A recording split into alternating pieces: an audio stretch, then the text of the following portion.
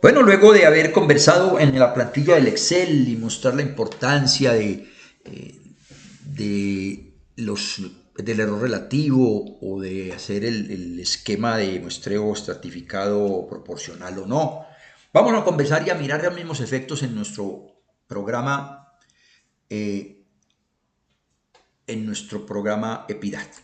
El EPIDAT tiene la posibilidad de realizar las estimaciones, sea de la media o de las proporciones, según el diseño del muestreo. Por lo tanto, esa es una de las ventajas que tiene este software o los software que apuntan al tema muestreo de manera adecuada. No es sumar y dividir, sino que se tiene en cuenta la ponderación de cada una de las categorías que forman los estratos. Sí se hace. Veamos ahora acá todavía en el EPIDAD empezando tamaño de muestra, intervalos de confianza y proporciones, que es lo que nos queda más facilito, pero que obviamente también miraremos promedio. Esto ya lo hemos trabajado, sí, pero volvamos a hacerle el énfasis. Voy a trabajar de nuevo con el famoso conocido punto 50. Tenemos el nivel de confianza que se puede cambiar, etc. Había quedado en el aire también el tema del tamaño de la población, que de pronto sí tenía el efecto o no tenía el efecto. Realmente el EPIDAT sí tiene considerado el factor de corrección. También se ha mencionado teóricamente que si uno usa el factor de corrección cuando es el 5%, el N es el 5% del tamaño poblacional. Realmente, a mi modo de ver, esas consideraciones yo no las veo tan útiles hoy. Y no las veo útiles porque en los software yo coloco el tamaño de población que sea, el que tenga. Y ya será el mismo software que lo usa o no lo usa, y si no tiene efecto, pues aquí se detecta. Entonces no es tanto el problema ya de cuándo lo uso. No, aquí si yo tengo el N lo coloco, ya. Bien, proporción esperada al 50%. ¿Cómo lo que yo acostumbro a hacer cuando me toca hacer alguna propuesta? Entonces yo voy a partir de un error del 2%, el mínimo, y un error del 5%. Pero aquí quiero que me saque una especie de simulación punto 5. Vamos a ponerlo así, punto 5. Entonces, ¿qué estoy generando? Estoy generando una tabla de posibilidades de n's con estas precisiones absolutas. Vamos a darle calcular y observamos una tabla. ¿Qué nos dio la tabla? Bueno, para un error del 5, 385, eso lo sabemos de memoria. Pero si yo quiero un error del 4, ya la muestra es de 600. Y si quiero un error del 3, 1068. Del 2, 2000.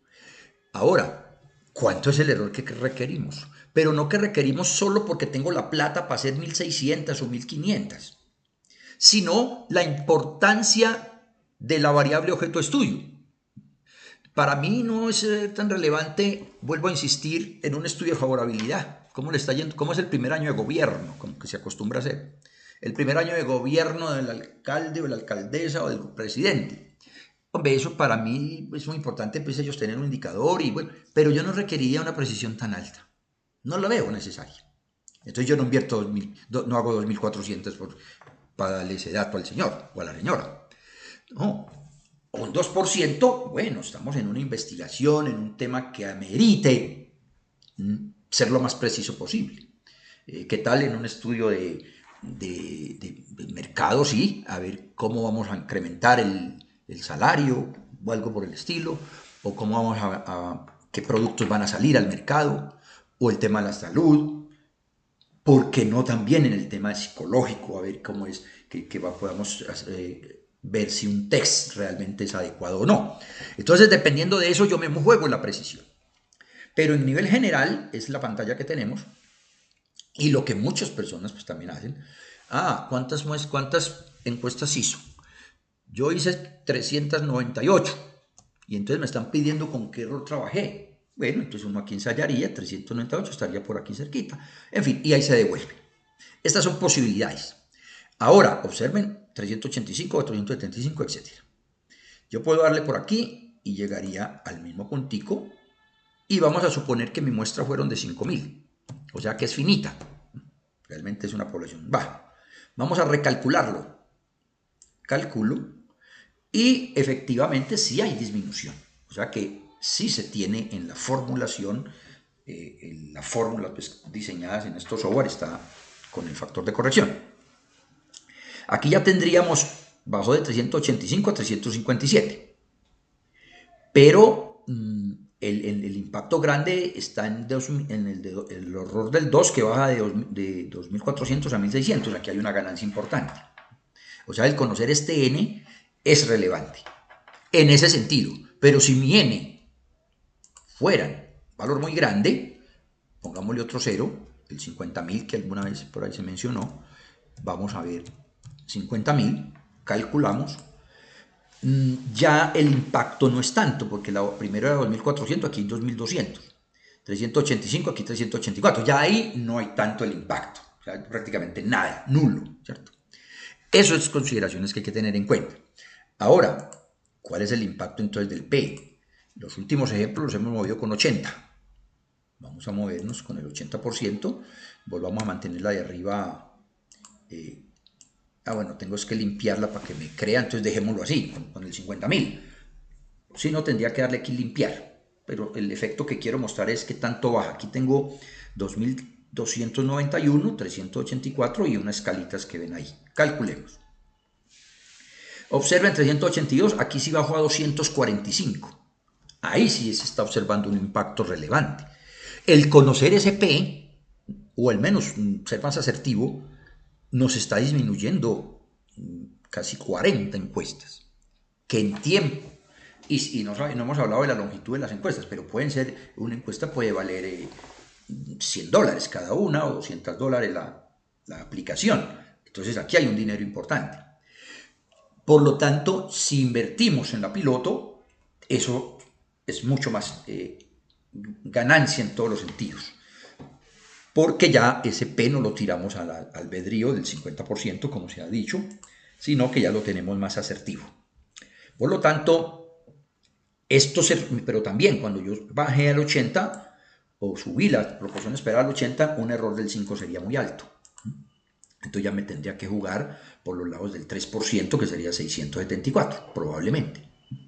Pero el intervalo de confianza, como vimos en el otro esquema del Excel, también nos daría más cerrado, que es lo que tenemos que jugar. Bien, aquí estamos observando estas opciones. Ahora, ¿qué pasa si el juego es distinto? Con la precisión absoluta. Bueno, antes de mirar la precisión, sabemos bien el impacto o sabemos no, pero lo voy a mencionar ahora, el efecto de diseño. Si yo le voy a poner 1.1, vamos a borrar acá, este sería el 1.1, lo que estoy diciendo es que estos números, estas n's que hay acá, se van a incrementar en un 10%. Vamos a calcularlo. 245 más 24 da 270. Aquí teníamos más el 10% son 149, ahí está. Todo lo que se suba después del 1 es un porcentaje.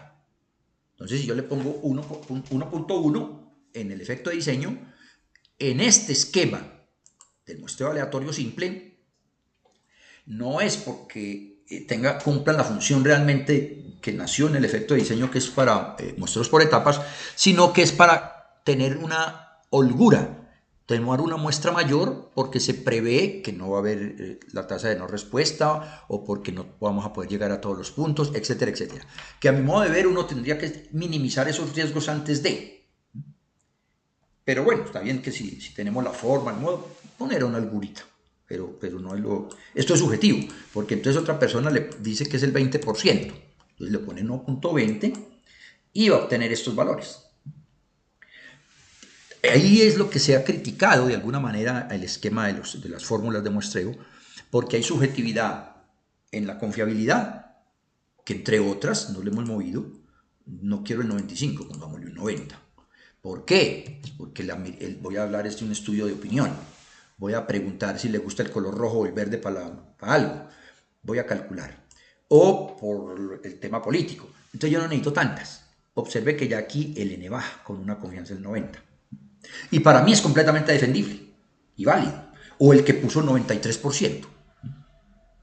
o el de 97. ¿Cómo los critico? Es que nadie dijo que tiene que ser 95. Nadie. Entonces, todas estas, digamos, alternativas, en últimas, ¿en qué se convierten? Yo voy a poner aquí el del 1, no quiero nada de esto. En que tengo toda la posibilidad del n que me dé, si voy a justificarlo pues desde este lado. La relevancia está otra vez en mirar que mi intervalo de confianza con ese n que yo seleccione sea útil a mi modo de ver. Y también, claro, está en estos n's que juego aquí como alternativas, pues estos números sean lo más reales, ¿cierto? Tampoco es que yo sea subjetivo así nomás. Es mirar que el tamaño de la población sí apunta a ese número, que la proporción sea por otros estudios o la pilota, etc. Todo lo que ya hemos conversado. Por lo tanto, aquí en el EPIDAD, en este esquema, tenemos las posibilidades donde el n sí es considerado. Si conocemos el n y no es muy grande, disminuyo el tamaño de muestra. Tengo la posibilidad de hacer estas opciones y otras situaciones más que voy a hacer en el video siguiente.